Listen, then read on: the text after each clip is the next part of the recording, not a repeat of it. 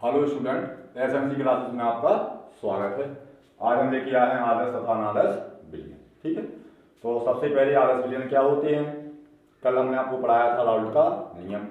तो ऐसे विलयन जो राउल्ट के नियम का पालन करते हैं क्या कहलाते हैं, आदर्श विलयन कहलाते हैं। अब राउल्ट के नियम का पालन करना क्या होता, तो आप लोगों ने कक्षा 11 में पढ़ा होगा आदर्श गैस समीकरण PV = NRT। तो कोई भी समीकरण दिया जाए तो वो सत्य कब होता, जब समीकरण द्वारा निकाला गया मान और प्रायोगिक मान कैसा है, सही है। तो इसका मतलब क्या है, हम बता रहे हैं आपको, जैसे आपको इसमें P कैलकुलेट करना है तो वो आएगा NRT/V। हम समझाने का प्रयास कर रहे हैं आपको। तो यदि किसी सवाल में या आपको किसी सिलेंडर का आयतन दिया गया, मान लो उस सिलेंडर का आयतन 2 लीटर है, तो वैल्यू रख देंगे हम कितनी, 2 लीटर। R नियतांक है, T ताप है, जो सिलेंडर का ताप कितना है, मान लो 25 डिग्री सेल्सियस। मोलों की संख्या यहाँ पर रख देंगे, 1 या 2 जितने मोल है। तो इससे क्या करेंगे, आप दाब की गणना कर लेंगे, है ना। माना कि दाब कितना आया, 10 atm आया, 10 वायुमंडल आया, और सिलेंडर में आपने लगाया यहाँ पर क्या, प्रेशर गेज।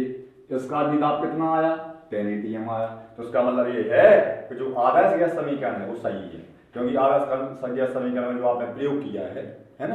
तो प्रायोगिक मान और गणना से प्राप्त मान, मैं समीकरण में गणना से प्राप्त मान कैसे आए हैं, दोनों इक्वल आए हैं। तो इसी प्रकार से है अपना क्या, आदर्श व अनादर्श विलयन, है ना।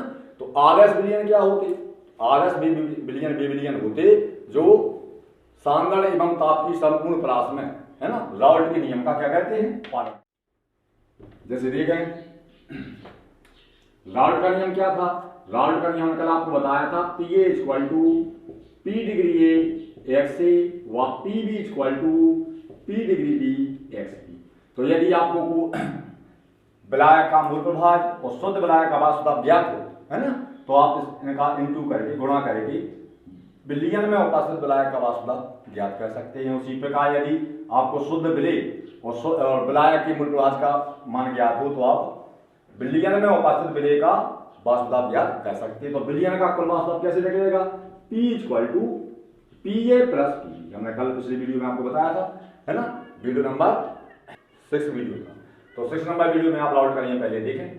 अब यदि कोई विलयन दिया गया है, उस विलयन में आपको X से XB की वैल्यू दी गई है, P डिग्री PB, तो आपको दाब मापी लगा के दाब ज्ञात नहीं करना, सीधी आपने वैल्यू पुटअप की और आपने माना कि इसका जो दाब है वो निकला 20 वायुमंडल। ये कैसे मान निकला बेटा, ये मान निकला है कौन सा मान, सैद्धांतिक मान, क्योंकि इसको हमने फॉर्मूला लगा के निकाला है। तो इसको मान को बोलेंगे हम सैद्धांतिक मान या गणना से प्राप्त मान। तो गणना से प्राप्त मान कितना निकला, 20 वायुमंडल।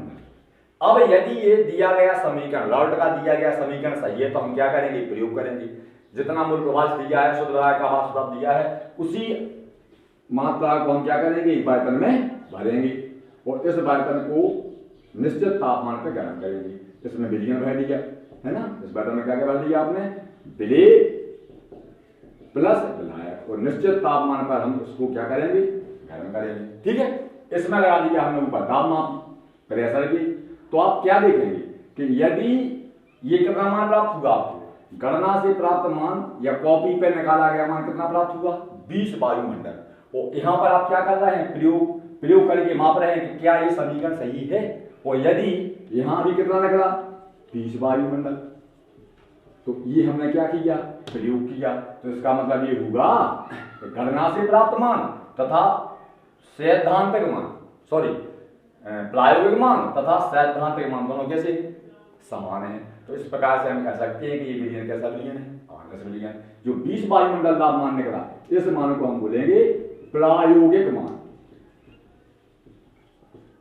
Means practical value. इसी को बोलते थे हम क्या, ऑब्जर्व्ड वैल्यू, है ना, ऑब्जर्व की गई वैल्यू क्या कहलाती है, प्रायोगिक मान। और ये इसे क्या बोलेंगे आप इंग्लिश में, इसे बोलेंगे हम कैलकुलेटेड वैल्यू। क्या बोलेंगे, कैलकुलेटेड वैल्यू। तो अगर आप देखें तो इस विलयन की में जो विलेय और विलायक की मूल प्रभाज है, इनकी हमने वैल्यू रखी है ना, और फिर आपने इसको कैलकुलेट करके जो वैल्यू निकाली 20 वायुमंडल दाब, ये वैल्यू आप देखें और प्रयोग द्वारा आपने जो वैल्यू निकाली ये वैल्यू देखें। तो जब ऐसी दोनों वैल्यू कैसी आ गई है इक्वल, तो इस विलयन को हम कहेंगे आदर्श विलयन।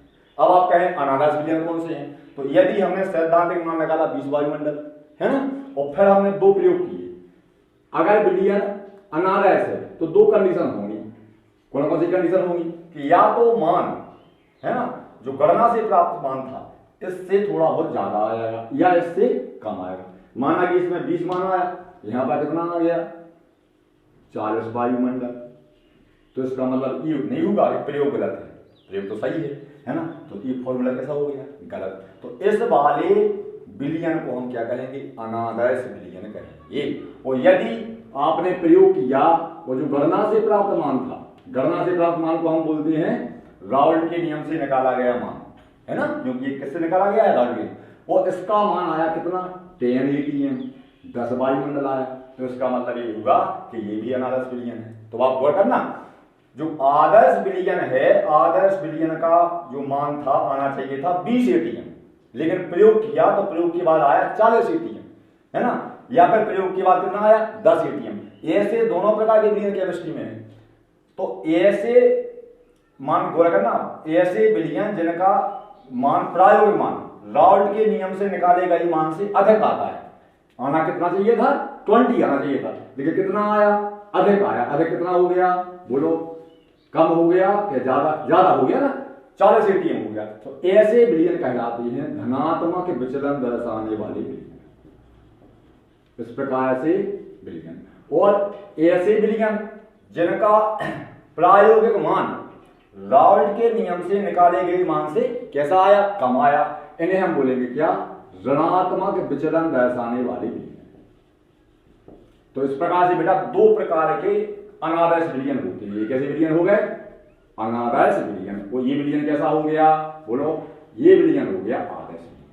तो आदर्श विलयन की परिभाषा वो है कि वे विलयन जो सांद्रण एवं ताप की संपूर्ण परास में, ये शब्द भी समझ लो आप, सांद्रण एवं ताप माने चाहे विलयन पतला हो चाहे गाढ़ा हो। सांद्रण माना होता है, आपको पढ़ाया भी था हमने, विलयन में विलय की मात्रा, चाहे विलयन पतला हो माने कम सांद्र हो चाहे अधिक सांद्र हो, और तापमान विलयन का तापमान चाहे उच्च हो या कम हो, उसे हर कंडीशन में किसका पालन करना चाहिए राउल्ट के नियम का पालन करना चाहिए। तो ऐसे विलयन को हम क्या कहेंगे आदर्श विलयन कहेंगे।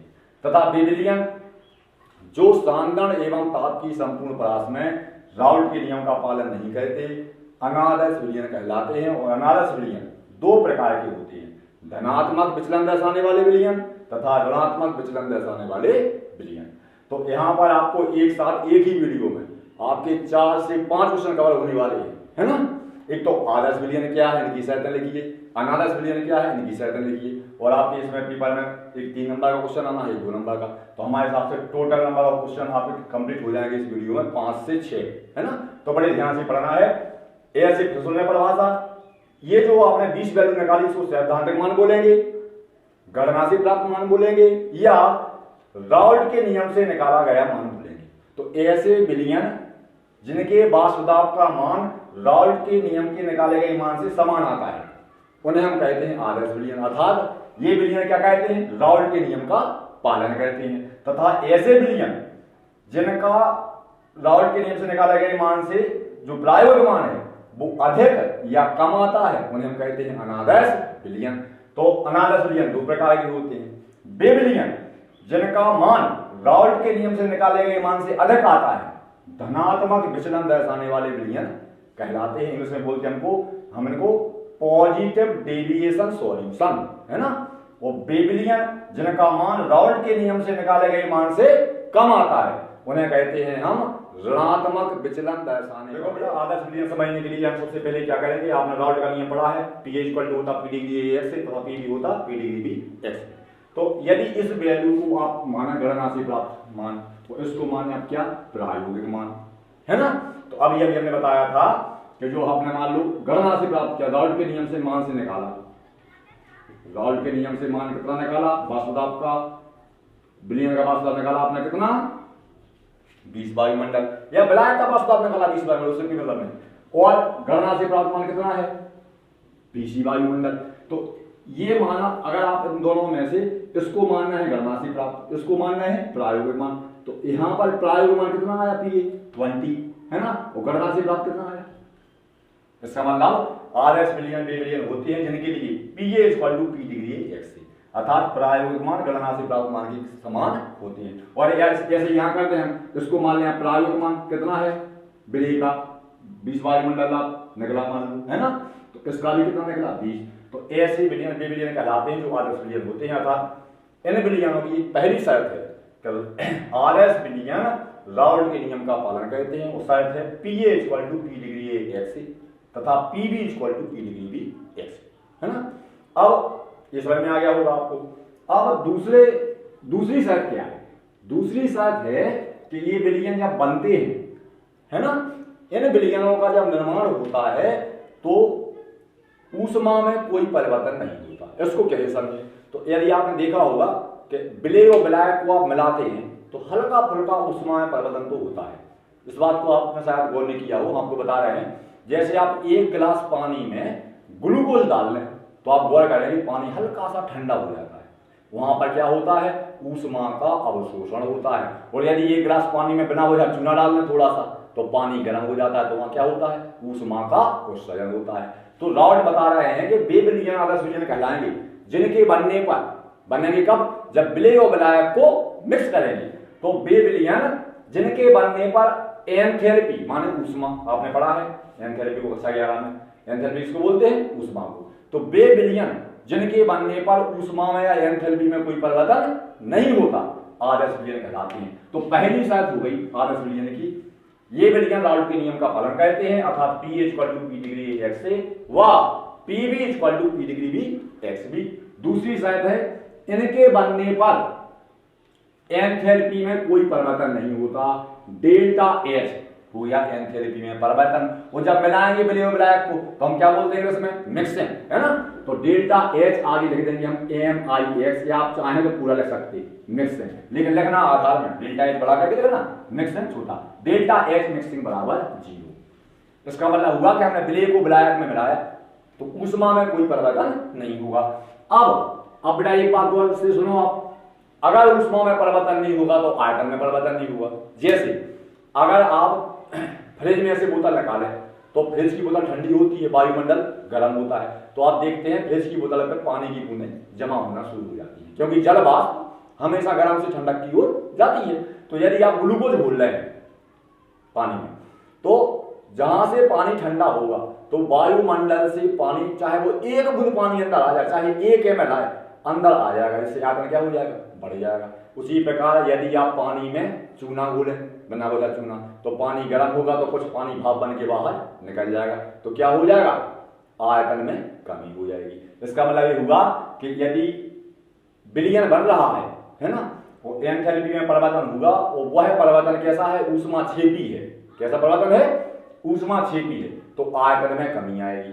और अगर परिवर्तन ऊष्माशोषी है तो आयतन में वृद्धि हो, है ना। वो जो बोतल आप पानी की निकालते हैं उसमें जो पानी की बूंदें बाहर से लग जाती है, वो अंदर से बोतल पानी की बूंदें नहीं आती, बल्कि वायुमंडल की पानी की बूंदें अंदर चली जाती है ना, तो वो ऊपर बाहर से चिपक जाती है। तो ये तंत्र के ऊपर डिपेंड करता है कि तंत्र ऊष्माशोषी है या ऊष्माक्षेपी है। तो अब यहाँ पर चूंकि एंथैल्पी में कोई परिवर्तन नहीं हो रहा है, तो जब हम विलेय और विलायक को मिलाएंगे तो क्या आयतन में परिवर्तन होगा, नहीं होगा, है ना। जब हम विलेय और विलायक को मिलाएंगे तो आयतन में परिवर्तन नहीं होगा। आयतन का परिवर्तन का मतलब अगर आपने 200 ml विलायक में 5 या 10 ml विलेय मिलाया तो टोटल विलियन का आयतन 25 ml होना चाहिए, तो 25 ml ही रहेगा। तो राउल्ट का की तीसरी शर्त है कि इनके बनने पर, माने ऐसे विलियनों के बनने पर जब हम विलेय और विलायक को मिक्स करेंगे, है ना, तो विलियन के आयतन में कोई परिवर्तन नहीं होगा, अर्थात delta V mixing equal to 0, है ना। तो ये 3 शर्तें हैं, ये तीनों शर्तें किसको फॉलो करती हैं, आदर्श विलियन को फॉलो करती हैं। कि सबसे पहली शर्त राउल्ट विलियन का पालन करना चाहिए, दूसरी शर्त एंथैल्पी परिवर्तन डेल्टा H मिक्सिंग 0 होता है, आयतन परिवर्तन कैसा होता है 0। अब है चौथी शर्त। चौथी शर्त क्या है, बहुत ध्यान से सुनना, क्योंकि 4-5 क्वेश्चन आपके एक साथ तैयार हो रहे हैं। चौथी शर्त है इसमें कि जब हम विलेय और विलायक को आपस में मिलाएंगे तो विलायक विलायक किरणों के बीच में और विलेय विलेय के बीच में जो अन्योन्य क्रियाएं होती हैं, जब हम मिलाएंगे तो विलयन बनेगा। गौर करना आप, जैसे आपने यहाँ लिया विलायक, तो विलायक में किसके अणु होंगे? हमने आपको बताया था विलायक को डॉट कहते हैं ए से, तो पूरे पात्र में विलायक विलायक के अणु होंगे ए ए ए ए ए ए। हमें दो तीन आपको बता दिए ए करके अणु होंगे विलायक विलायक में, है ना। अब यदि हम दूसरे पात्र में लेते हैं विलेय, क्या लेते हैं हम? विलेय, तो विलेय में किसके अणु होंगे? विलेय विलेय के B dash B B dash B B dash B. अब हो सकता है ए के बीच में थोड़ा बहुत आकर्षण बल हो सकता है, ए अणुओं के बीच में थोड़ा बहुत प्रतिकर्षण बल है ना, हो सकता है ए में ध्रुवीयता हो, उसी प्रकार बी में भी आकर्षण बल हो सकता है। तो ए अणुओं के बीच में जो क्रियाएं होती हैं उनमें आकर्षण प्रतिकर्षण सब मिला के उन क्रियाओं को बोलते हैं हम अन्योन्य क्रियाएं। क्या बोलते? अन्योन्य क्रियाएं। माने इनसे बोलते हैं इंटरेक्शन। वो हमें नहीं मालूम क्या हो रहा है, इनको हम बोलते हैं क्या? इंटरेक्शन या अन्योन्य क्रियाएं। तो आदर्श विलयन कब बनेगा? तो देखो बेटा, आदर्श विलयन तभी बनेगा जब विलेय और विलायक के भौतिक और हल्की फुल्की रासायनिक गुण कैसे हो? लगभग समान हो। तो अगर विलेय और विलायक के भौतिक रासायनिक गुण कैसे हो? समान हो, तो एक लगभग आदर्श विलयन बन जाएगा। तो तीन शर्त हो गई। चौथी शर्त ये है कि अब जब विलायक में आप विलेय बनाएंगे, वह करना हमने से थोड़ा इसमें से विलायक मिलाया, इसमें से विलेय मिलाया, तो वह क्या होगा? विलायक के अणु ए के पास विलेय के अणु बी आएंगे। तो विलायक में ए के बीच में होने वाली क्रियाएं क्या कह रहे हैं? उनको अन्योन्य क्रियाएं, इंटरेक्शन, है ना। बी के बीच में होने वाली क्रियाओं क्या कह रहे हैं? अन्योन्य क्रियाएं। तो ए और बी के बीच में भी क्या होंगी? अन्योन्य क्रियाएं। तो आदर्श विलयन बनाने की शर्त ये है कि विलायक विलायक के अणुओं के बीच होने वाली अन्योन्य क्रियाएं, ध्यान से सुनना, बी माने विलेय विलेय अणुओं के बीच होने वाली अन्योन्य क्रियाएं, विलयन अर्थात ए बी अन्योन्य क्रियाएं के बिल्कुल समान होनी चाहिए। माने जैसी अन्योन्य क्रियाएं ए डैश ए में होती, जैसी अन्योन्य क्रियाएं बी डैश बी में होती, उसी प्रकार की अन्योन्य क्रियाएं ए डैश बी में होना चाहिए। क्यों? क्योंकि विलयन में कौन कौन से घटक होंगे? बोलो, विलयन में घटक होंगे विलायक प्लस विलेय। तो इनके बीच में यदि अन्योन्य क्रियाएं कैसी हैं? समान, तो लगभग एक आदर्श विलयन बनेगा। अब आपको समझ में नहीं आया होगा कि सर क्या बोल रहे हैं। हम ये बोल रहे हैं जैसे आपने एथिल एल्कोहल बोला करना, सब लोग पढ़े एथिल एल्कोहल C2H5OH, ये मान लो विलेय है, तो विलेय में क्या के अणु होंगे? एथिल एल्कोहल के अणु होंगे। तो एथिल एल्कोहल को जब हम किसी बर्तन में लेंगे तो एथिल एल्कोहल का एक अणु दूसरे अणु से जुड़ा होगा हाइड्रोजन बंध के द्वारा, ये जुड़ा है। तो हम कहेंगे कि इसको विलेय मान लें, तो हम कहेंगे बी अन्योन्य क्रिया कैसी है? यहाँ पर प्रबल है, इनके बीच में कौन सा बल है? आकर्षण बल। अब यदि ये विलेय है तो इसमें हमने मिला दिया एन हेक्सेन। क्या मिला दिया? N hexane. हेक्सेन में का फॉर्मूला आप जानते हैं, C6H12। तो देखें आप, ये अणु वजनी है, उसमें हाइड्रोजन भी नहीं है क्योंकि कोई विद्युत ऋणात्मक परमाणु नहीं है। तो क्या करेंगे? ये हो गया माना कि विलेय, और ये क्या हो गया? विलायक। तो जब विलायक में आप विलेय को घोलेंगे, माने हेक्सेन को मान लें हम यदि H, तो ये हो गया H, तो बीच में क्या आ जाएगा? एल्कोहल, फिर आ जाएगा H। तो जो एल्कोहल के अणुओं के बीच में क्या बन रहा है? कौन सा बंध बन रहा था? हाइड्रोजन। अब उन अणुओं के बीच में क्या आ जाएगा? बीच में आ जाएगा हेक्सेन। मान लो ये क्या बन गया? हेक्सेन। वो हेक्सेन क्या करेगा? इन दोनों के बीच में बनने वाले आकर्षण बल को कम कर देगा। तो यहाँ पर यदि आप एथिल एल्कोहल में हेक्सेन में एथिल एल्कोहल मिला रहे हैं तो एल्कोहल के अणुओं के बीच में होने वाला आकर्षण बल कम है। तो यदि देखा जाए तो यहाँ पर बी में आकर्षण बल अधिक है, ए में कम है, और जब दोनों मिला देंगे तो ए बी में और भी कम हो जाएगा। तो हमें ऐसा विलयन बनाना है, तो इनमें क्या लगेंगे हम? इस प्रकार के विलयनों में आप बुक में देखना, इसमें पूरा लिखा है, इस प्रकार के विलयनों में ए माने विलायक व बी अन्योन्य क्रिया किसके समान होती है? ए बी अन्योन्य क्रिया के समान होती है। ए बी अन्योन्य क्रिया के समान होती है। तो लगभग आदर्श विलयन बनेगा। आपको इस प्रकार के विलय विलायक दिखना है कि उनमें के मध्य में अन्योन्य क्रियाएं समान हो। जो हमने नीचे उदाहरण दिया है ये अनादर्श विलयन का उदाहरण है। यहाँ पर विलय विलय के अणुओं के बीच में कौन सा बल लग रहा है? आकर्षण बल। जब आप एल्कोहल को हेक्सेन में घोलते हैं, है ना, तो हेक्सेन के अणु एल्कोहल के अणुओं के बीच में आ जाते हैं, जिससे इनका आकर्षण बल कैसा हो जाता है? कम हो जाता है। तो आकर्षण बल कम हो जाने की वजह से क्या हो जाता है? आयतन बढ़ जाता है ना, जिससे आयतन में वृद्धि हो जाती है ना। तो यहाँ पर आपको क्या करना है? आयतन में कोई परिवर्तन होना नहीं चाहिए। तो आपको इस प्रकार के विलायक जैसे आपने लिया, आपको आदर्श विलयन कौन से, है ना, तो लगभग जिनके ऐसे विलयन जिनके लगभग क्या हो, जिनके भौतिक रासायनिक गुणों में लगभग समानता हो, भी आदर्श विलयन होंगे। माने रासायनिक गुण के लगभग कैसे हो? समान हो। भौतिक गुण भी लगभग कैसे हो? समान। जल्दी देखना आप, हमने लिखा ethyl chloride C2H5Cl plus C2H5Br, इन दोनों को हम मिश्रित करेंगे तो आदर्श विलयन बनेगा। क्यों? क्योंकि इन दोनों की रासायनिक गुण कैसे हैं? समान। बस एक में क्लोरीन है, एक में ब्रोमीन। बिल्कुल समान तो देखो हो नहीं सकते, है ना। लगभग कैसे है? समान है। इसमें भी 2 कार्बन है, इसमें भी, इसमें 5 हाइड्रोजन है, इसमें 5 हाइड्रोजन है, इसमें 1 क्लोरीन है, इसमें 1 ब्रोमीन। अगर अन्य उदाहरण की बात करें तो आपने पढ़ा होगा ऑर्गेनिक केमिस्ट्री में बेंजीन, ये कैसा यौगिक है? हाइड्रोकार्बन है ना। बेंजीन कैसा है? Hydrocarbon. Benzene plus toluene, toluene को लिखते हैं ऊपर क्या? CH3। तो देखो बेटा इनकी भी रासायनिक गुण कैसे हैं?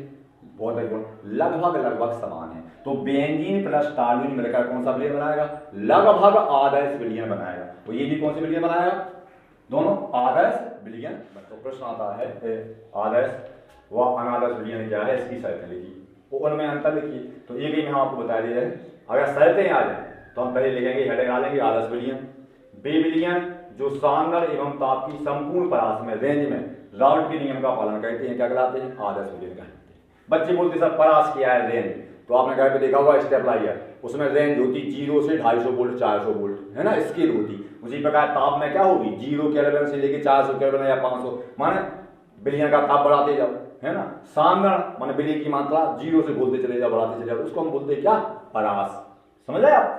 उसी प्रकार से मोटरसाइकिल मीटर होता, तो उसमें आपने, अगर आपकी मोटरसाइकिल की स्पीड 40 किलोमीटर प्रति घंटा है, तो वो 0 से लेकर 140 स्पीड जो है उसे हम कहेंगे कि वो वेलोसिटी की क्या है? रेंज है ना, परास है।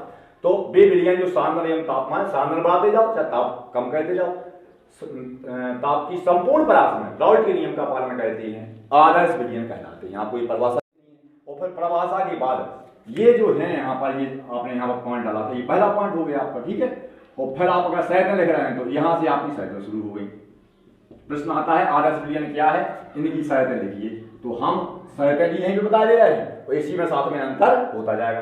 तो पहली शर्त है, ये विलयन लिखना है आपको भाषा में, ये विलयन राउल्ट के नियम का पालन करते हैं, अर्थात PA = P degree A x से व PB = P degree B x। ठीक है। दूसरा है, अब भाषा में अगर लिखना हो तो अंतर में आप चाहें तो ना लिखें, भाषा में लिखना हो तो लिख सकते, इनके बनने पर, माने जब विलय विलायक को मिलाते हैं, इनके बनने पर एंथैल्पी में कोई परिवर्तन नहीं होता, अर्थात डेल्टा H मिक्सिंग = 0। इनके बनने पर मैंने बताया था आयतन में कोई परिवर्तन नहीं होता, अर्थात डेल V मिक्सिंग = 0।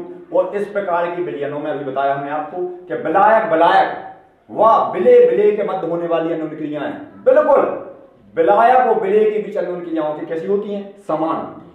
अर्थात A अन्योन्य क्रिया, B भी अन्योन्य क्रिया, A भी अन्योन्य क्रिया के बिल्कुल समान होती है। उदाहरण लिखें आप तो ethyl chloride and ethyl bromide का मिश्रण क्या कहलाता है? कौन सा विलयन बनाएगा? आदर्श विलयन बनाएगा। फिर दूसरा प्रश्न आता है अनादर्श विलयन क्या है, इनकी शर्तें लिखिए। तो अनादर्श विलयन वे हैं, इसमें आप नहीं लगा देंगे, वे विलयन जो सांद्र एवं ताप की संपूर्ण परास में राउल्ट के नियम का पालन नहीं करते। ये हो गया, राउल्ट के नियम का पालन नहीं करते, अनादर्श विलयन कहलाते हैं। तो जब ये पालन नहीं करेंगे तो इनके मान हैं जो बराबर आएंगे क्या? नहीं आएंगे। हमने बताया था भी आपको, माना कि गणना से प्राप्त मान 20 है, यहाँ पर गणना से प्राप्त मान कितना है? 20, तो दोनों कैसे हो गए? बराबर। अब यहाँ पर क्या होगा? जैसे मान लो गणना से प्राप्त मान देखें आप, PA = P degree A x से व PB = P degree B x B, ये है राउल्ट का नियम। तो अनादर्श विलयन तो वो विलयन होते जो राउल्ट के नियम का पालन नहीं करते। यदि यहाँ पर ये मान है, कौन सा मान? प्रायोगिक मान। ये है गणना से, तो प्रायोगिक मान कितना निकला था अपना? मान लो 20 निकला, प्रायोगिक मान निकला मान लो अपना कितना? 10। वो गणना से प्राप्त मान तो निकल रहा था कितना, बीसी निकल रहा। तो ये दोनों मान समान हो रहे हैं क्या, नहीं हो रहे हैं। तो ये विलियन कैसे होंगे बेटा, ये विलियन राउल्ट के नियम का पालन नहीं करेंगे, अर्थात यहां लगेंगे, अर्थात इसमें पहली शर्त हो जाएगी, अर्थात पीए नॉट इक्वल टू 0, इक्वल को आप क्रॉस कर देंगे, तथा पीबी नॉट इक्वल टू 0। अब यहां पर क्या था, दूसरी शर्त देखें, इनके बनने पर एंथैल्पी में परिवर्तन नहीं होता। यहां पर लगेंगे हम, इनके बनने पर एंथैल्पी में परिवर्तन होता है, अर्थात जब विलय विलायक को आपस में मिलाएंगे तो या तो ऊष्मा का उत्सर्जन होगा या ऊष्मा का अवशोषण होगा। तो क्या लगेंगे हम, delta H mixing not equal to 0, बराबर के साइन को हम क्या कर देंगे, काट देंगे। और तीसरा, इनके बनने पर आयतन में कोई परिवर्तन नहीं होता, तो यहां क्या हो जाएगा, इनके बनने पर आयतन में परिवर्तन होता है। जब ऊष्मा बाहर निकलेगी तो भाप बन के जल उड़ जाएगा, तो आयतन में कमी आएगी, या ऊष्मा का अवशोषण होगा तो आयतन में वृद्धि होगी। तो क्या लिखेंगे हम, delta B mixing not equal to 0। अब इसमें लिखा है कि इसमें ए अन्योन्य क्रिया, बी भी अन्योन्य क्रिया, ए भी अन्योन्य क्रिया से कैसी होती है, समान। इसमें लिखेंगे आप कि ए अन्योन्य क्रिया व बी अन्योन्य क्रिया, बी अन्योन्य क्रिया ए बी अन्योन्य क्रिया के समान नहीं होती। उल्टा लिखना है आपको, क्या होती है, समान नहीं होती।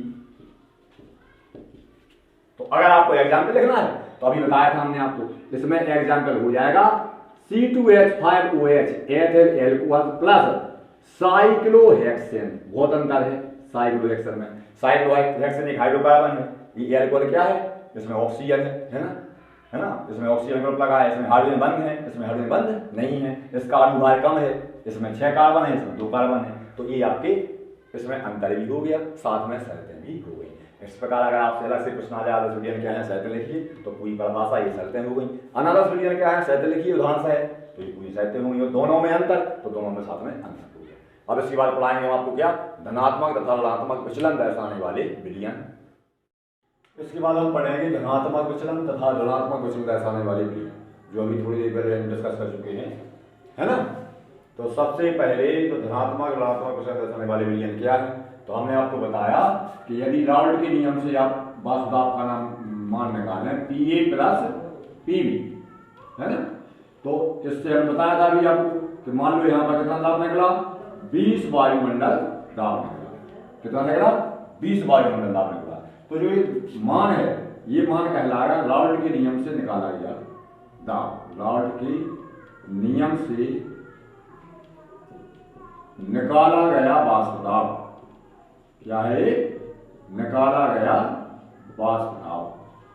इसी को हम बताया था आपको, ये इसी को हम बोलेंगे गणना से प्राप्त मान, या गणना से प्राप्त मान, या इसको बोलते हैं, उसमें क्या बोलते हैं उसको, कैलकुलेटेड वैल्यू या सैद्धांतिक मान ही बोल देते हैं। कई बार ऐसे कॉपी पर निकाला गया मान भी बोलते हैं, है ना, हमने बता चुके आपको। अब हम क्या करते हैं, प्रयोग करते हैं, तो ये सैद्धांतिक मान हो गया। अब अगर हम प्रयोग करते हैं, इसका मान 20 वायुमंडल आया था, और प्रयोग करने पर इसका मान यदि 10 वायुमंडल आया, हमने बताया था आपको वीडियो से पहले, इसका 10 वायुमंडल आया, या फिर इसका आया कितना, 40 वायुमंडल, तो आप क्या देख रहे हैं बेटा, हम ये देख रहे हैं कि जो ये मान कौन से हो गए, ये दोनों मान हो गए कौन से, प्रायोगिक मान।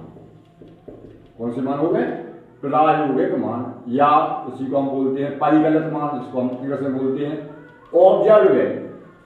ठीक है, तो यदि हमने बताया था आपको ये दोनों विलयन क्या कहलाएंगे, ये दोनों विलयन कहलाएंगे अनादर्श विलयन। तो अनादर्श विलयन 2 प्रकार के होते हैं, एक वे विलयन जिनका मान राउल्ट के नियम से निकाले गए मान से कम आता है, इन्हें बोलते हैं क्या, ऋणात्मक विचलन दर्शाने वाले विलयन, ऐसा लिखते हैं, नेगेटिव डेविएटेड सॉल्यूशन।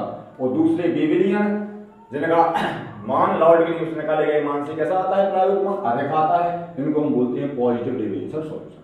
अब हम आपको बताएंगे कि आगे ऐसा क्यों होता है कि जो विलयन है वो राउल्ट के नियम से कभी धनात्मक तो कभी ऋणात्मक विचलन प्रदर्शित करते हैं। इसके पीछे बहुत कारण है। तो सबसे पहले हम पढ़ेंगे कौन सा, धनात्मक विचलन दर्शाने वाला विलयन, इसके बाद पढ़ेंगे हम ऋणात्मक विचलन दर्शाने वाला विलयन, और इसके बाद धनात्मक और ऋणात्मक विचलन दर्शाने वाले विलयन में अंतर। ठीक है, तो हम बताते हैं आपको। तो हम धनात्मक विचलन दर्शाने वाले विलयन को सबसे पहले अध्ययन करेंगे, तो इनकी हम रीजन निकालेंगे कि आखिर क्यों विलयन धनात्मक विचलन प्रदर्शित करता है। तो इसके लिए हमने पहले बताया था आपको, धनात्मक विचलन दर्शाने वाले विलयन का सबसे बढ़िया उदाहरण है एथिल अल्कोहल C2H5OH। तो इसको हम ऐसा लिख सकते हैं, वो HOC2H5। तो क्या होता है, एल्कोहल के अणुओं के मध्य में ऑक्सीजन पे होता है ऋणावेश, इस पे होता है धनावेश, इस पे क्या पॉजिटिव चार्ज, इस पे नेगेटिव चार्ज। तो एल्कोहल के अणु एक दूसरे से कौन सा बंध बनाकर जुड़े रहते हैं, हाइड्रोजन बंध बनाकर जुड़े होते हैं। माना कि यदि साइक्लोहेक्सेन के विलयन में एथिल अल्कोहल विलय हो, माना साइक्लोहेक्सेन क्या हो, विलायक हो, अभी हमने बताया था पहले। तो ये क्या है, एथिल अल्कोहल।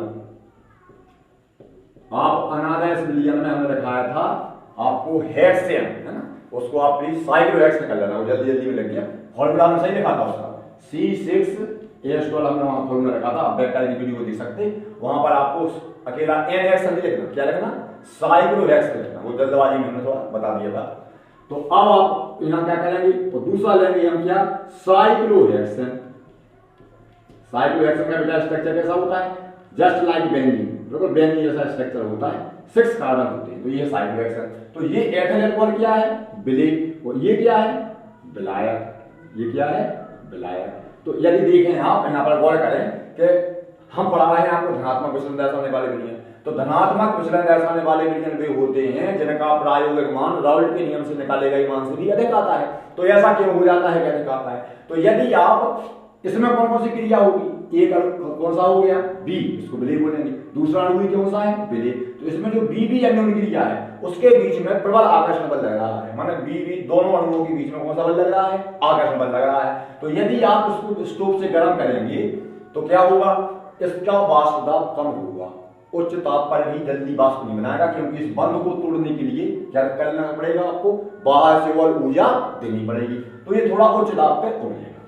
इसका अणुभार भी उच्च है, 6 कार्बन है, तो ये भी क्या होगा, उच्च दाब पे उबलेगा। लेकिन जब हम दोनों को मिलाकर क्या कहते हैं, विलयन बनाते हैं।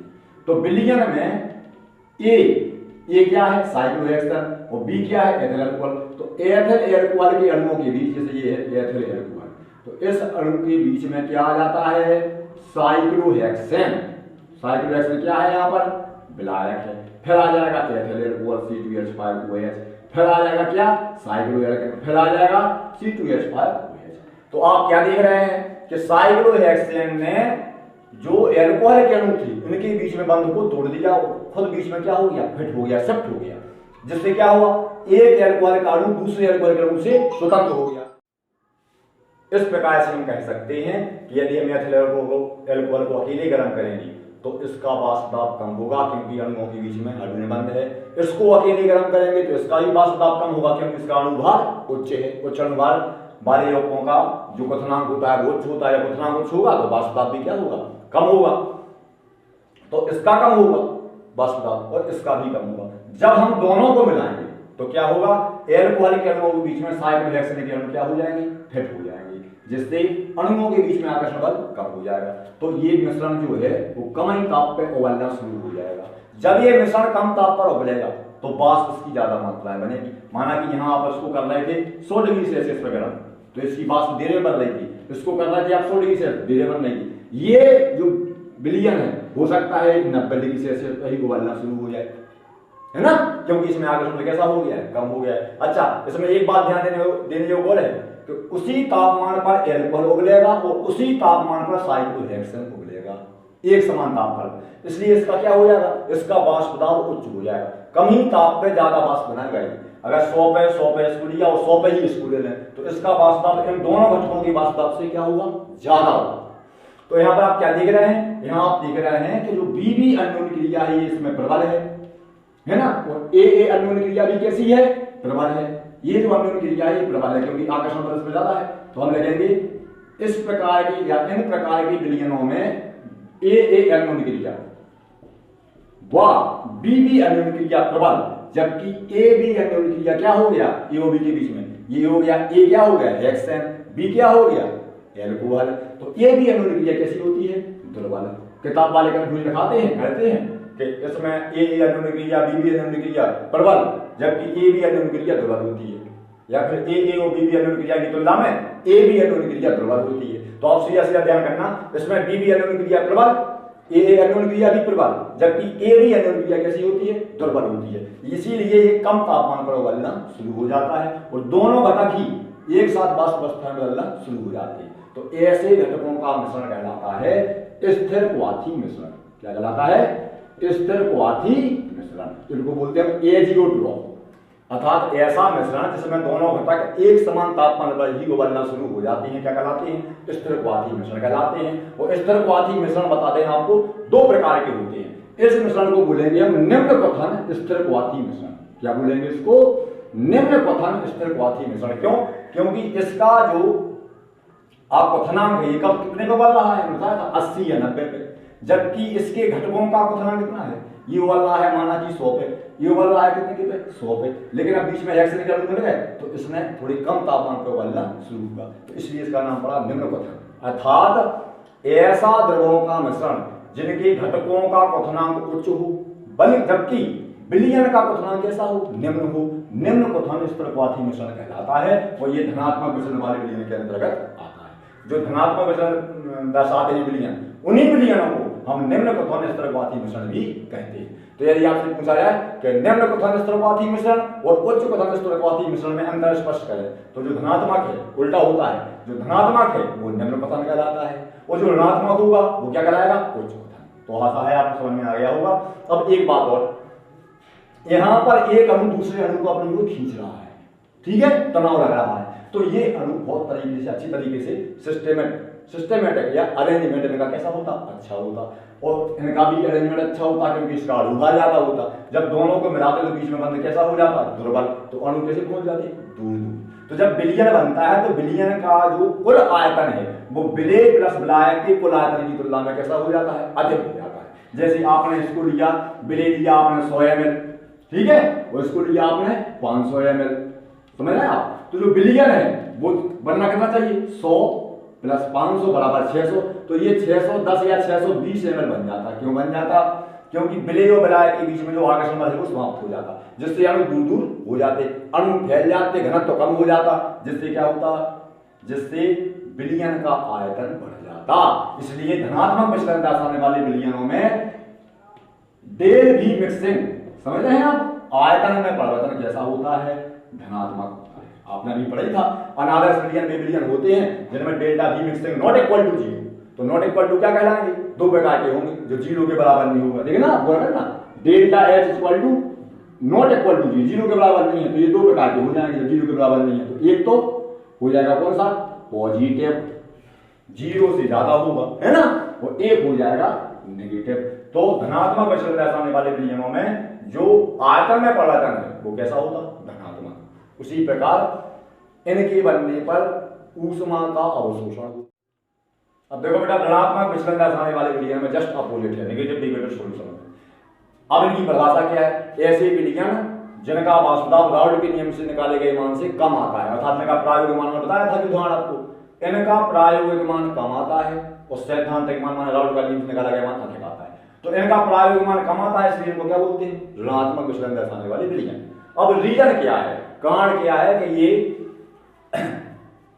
राउल्ट के नियम से ऋणात्मक विचलन प्रदर्शित करते हैं, अर्थात इनका मान राउल्ट के नियम से निकाले गए मान से कम आता है। तो रीजन बता रहे हैं हम आपको, यहां बता रहे हैं एसीटोन का। एसीटोन का फॉर्मूला होता है CH3COCH3। माना कि एसीटोन क्या है? विलायक है, विलायक ही है, माना क्या? CH3COCH3। तो आप क्या देख रहे हैं? जिस बाइटर में हम एसीटोन को लिए हैं, एसीटोन का एक अणु दूसरे अणु से बिल्कुल स्वतंत्र है, ठीक है। तो एसीटोन को हम क्या बोल रहे हैं? विलायक बोल रहे हैं। तो एसीटोन का एक अणु को बोलेंगे हम A, दूसरे अणु को भी क्या बोलेंगे? A। तो इनके बीच में क्या आकर्षण बल है? नहीं है, क्योंकि एक अणु दूसरे अणु से स्वतंत्र है, यहाँ पर हाइड्रोजन बंध नहीं है। तो हम यहाँ बोलेंगे A अन्योन्य क्रिया कैसी है? दुर्बल। अब गौर करना, ये दुर्बल है तो इसका क्वथनांक कैसा होगा? कम होगा, क्योंकि एक अणु दूसरे अणु से जुड़ा नहीं है, तो कम ही तापमान पे उबलने लगेगा। माना कि इसका क्वथनांक कितना है? 100 है। बता, समझाने के लिए बता रहे हैं, 100 डिग्री सेल्सियस पे उबलता है, ठीक है। दूसरा हम बर्तन लेते हैं, उसमें लेते हैं विलेय।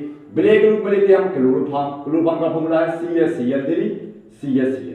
तो ये भी एक अणु दूसरे अणु से स्वतंत्र है। माना कि विलेय को कहां से कहते हैं हम बी से, तो क्लोरोफॉर्म के बीच में जो बल लगेगा उसे हम बोलेंगे बीबी अन्योन्य क्रिया। चूंकि एक अणु दूसरे अणु से पूर्णतः स्वतंत्र है, इसलिए यहां पर बीबी अन्योन्य क्रिया भी कैसी है बेटा, दुर्बल है। और यदि उबलने की बात करें तो एक अणु दूसरे अणु से स्वतंत्र है, इसलिए ये भी कम तापमान पे उबलेगा। सपोज ये भी कितने पे उबलता है, 100 डिग्री सेल्सियस पे उबलता है। अब हम दोनों द्रवों को मिलाते हैं तो क्या बनेगा, दोनों द्रवों को मिलाने से बनेगा विलयन। क्या बनेगा, विलयन। और विलयन में ए भी होगा और बी भी होगा, तो अब इस क्रिया को हम बोलेंगे A-B अन्योन्य क्रिया। तो जहां से एसीटोन CH3 घोल करना, CH3 ऐसा ले सकते हैं हम, CH3CO CH3 तो इसमें ऑक्सीजन पे होता है ऋणावेश।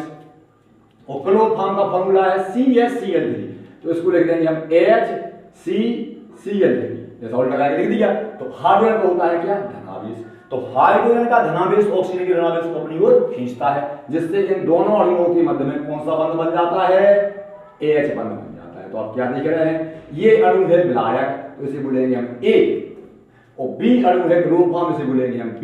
तो A-B अन्योन्य क्रिया कैसी हो गई बेटा, फिर वाला हमने क्या कहा था, धनात्मक से जस्ट अपोजिट हो जाएगी। इसमें A अन्योन्य क्रिया ध्रुवक, B अन्योन्य क्रिया ध्रुवक, जबकि AB अन्योन्य क्रिया कैसी होती है, प्रबल होती है। अब देखें आप, ये अणु यहां पर स्वतंत्र है तो इनका आयतन ज्यादा है, ये भी अणु स्वतंत्र है, इनका आयतन फैलाव ज्यादा है।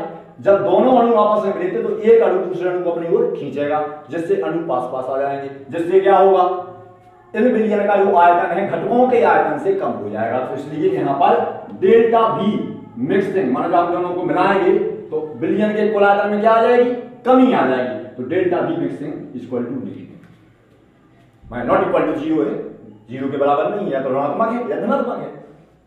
अब आता है कि एंथैल्पी परिवर्तन। तो जब हम विलेय और विलायक को मिलाएंगे तो एंथैल्पी में परिवर्तन कैसा होगा, ऋणात्मक होगा, अर्थात यह क्रिया कैसी होगी, ऊष्मा क्षेपी। इस क्रिया में ऊष्मा उत्पन्न होगी।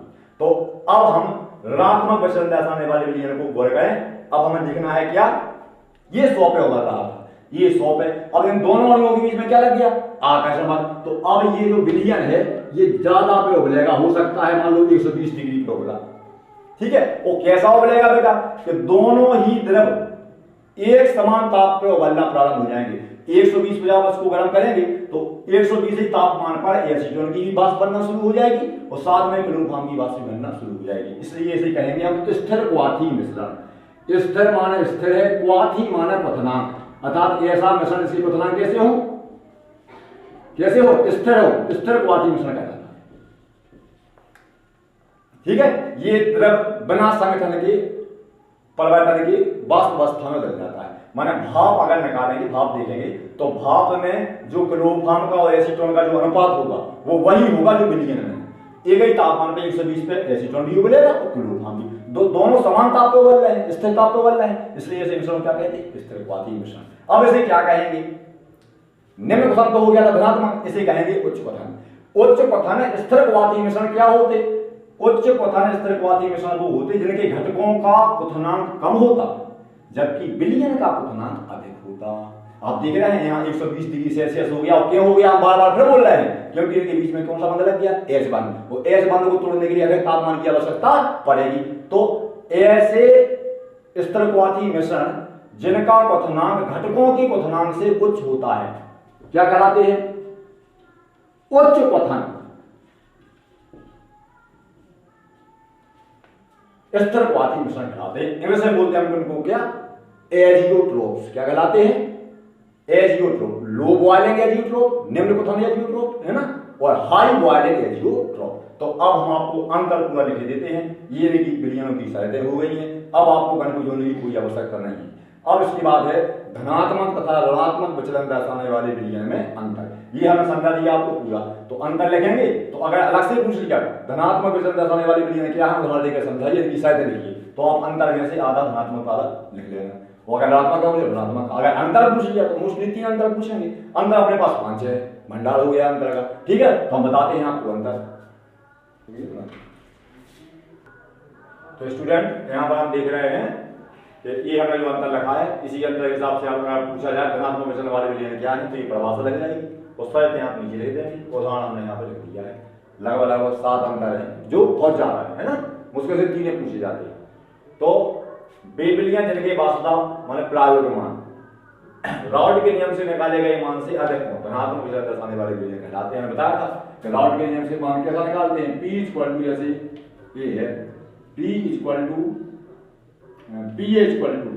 P डिग्री A x से, तो ये गणना से प्राप्त मान है, और PB equal to P degree B x भी होता है। अगर ऐसा हो जाए तो कहलाएगा आदर्श विलयन, अगर नॉट इक्वल टू है तो अनादर्श विलयन। अनादर्श विलयन 2 प्रकार के थे, तो यहाँ पर जो PA है ना और PB है, ये है प्रायोगिक मान, और P degree A into x B और P degree B x B और P degree A into x A, ये कौन से मान है, सैद्धांतिक मान। तो यहाँ पर क्या होगा, सैद्धांतिक मान कैसा आ रहा है, कम आ रहा है, और प्रायोगिक मान कैसा आ रहा है, अधिक आ रहा है। जैसे प्रायोगिक मान आ रहा था अपना 20 और सैद्धांतिक मान आ रहा था कितना 40, तो नहीं हम गलत भूल गए, जैसे प्रायोगिक मान आ रहा था अपना क्या 40 और सैद्धांतिक मान कितना आ रहा है अपना 20, तो ये 20 हो गया, राउल्ट के नियम से निकाला गया मान, और ये प्रयोग वाला मान, तो क्या होगा प्रायोगिक मान इसके लिए कैसा होगा ज्यादा और सैद्धांतिक मान कैसा होगा कम। तो हम यहाँ साइड लिखेंगे कि इन विलयनों के लिए PA greater than P degree A x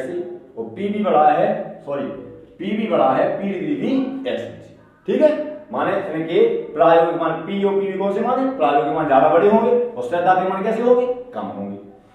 यहाँ पर इनके लिए PA का मान कम होगा और P डिग्री A x का मान अधिक होगा, अर्थात राउल्ट का नियम से निकाला गया मान अधिक आएगा और प्रायोगिक मान कैसा आएगा, कम आएगा। ऐसे विलय के लिए ऐसा होगा, और ये परिभाषा लगा सकते हैं, परिभाषा में कोई दिक्कत नहीं है, सामान्य भाषा में लगा के लिख सकते हैं, किसी भी प्रकार की परिभाषा लिख दो मतलब वही निकलेगा। जैसे आप सीधा लग सकते हैं कि इन विलयनों के लिए राउल्ट के नियम का मान कम आता है जबकि प्रायोगिक मान अधिक आता है, जैसा भी लिखना हो आपको। और विलयन जिनके पास आपका प्रायोगिक मान है ना, प्रयोग करने के बाद राउल्ट के नियम से मान सैद्धांतिक मान क्या होती है, राउल्ट के नियम से निकाले गए मान से कम आता है, ऋणात्मक विचलन दर्शाने वाले विलयन कहलाते हैं। आप वीडियो को बैक करके भी देख सकते हैं, रिवर्स करके, उसमें मैंने बता भी दिया आपको।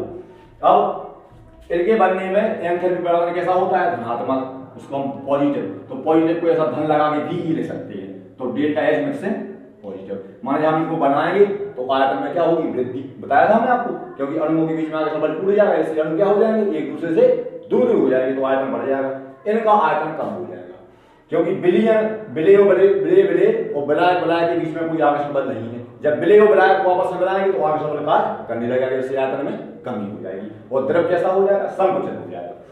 तो और यहाँ पर एंथैल्पी परिवर्तन कैसा हो जाएगा, ऋणात्मक माने ऊष्माक्षेपी हो जाएगा, ये कैसा हो जाएगा, ऊष्माक्षेपी। ध्यान देना, एंथैल्पी परिवर्तन का मान जब ऋणात्मक हो तो ऊष्माक्षेपी होती है क्रिया, आप कई बार बच्चे उल्टा कर लेते हैं, धनात्मक में होते ही ऊष्माक्षेपी, ये कहलाएगा कैसा, ऊष्माशोषी। ये कैसा कहलाएगा, ऊष्माशोषी। बस इसके बाद वही है, इसमें AA अन्योन्य क्रिया BB अन्योन्य क्रिया कैसी होती है, प्रबल, अर्थात AA और BB के बीच में कौन सा बल लगता है, आकर्षण बल, और जब विलयन में आते हैं तो AB अन्योन्य क्रिया कैसी हो जाती है, दुर्बल। इसमें जस्ट अपोजिट लगना है, AA और BB के बीच में कोई आकर्षण बल नहीं होता, तो ऐसी कैसी होती है, दुर्बल। और जब A और B मिला देते तो आकर्षण बल लगे लगता, हमने उदाहरण देके बताया था आपको, कौन बताया था, तो ये क्रिया कैसी होती है, अब यहाँ पर देखना AB अन्योन्य क्रिया कैसी है, दुर्बल। तो AB अन्योन्य क्रिया किसके लिए होती है, विलयन के लिए होती है, तो ये विलयन कम ताप पे उबलेगा, इसलिए ऐसे विलयन को हम निम्न क्वथन एजियोट्रोप या स्थिर क्वाथी मिश्रण भी कहते हैं।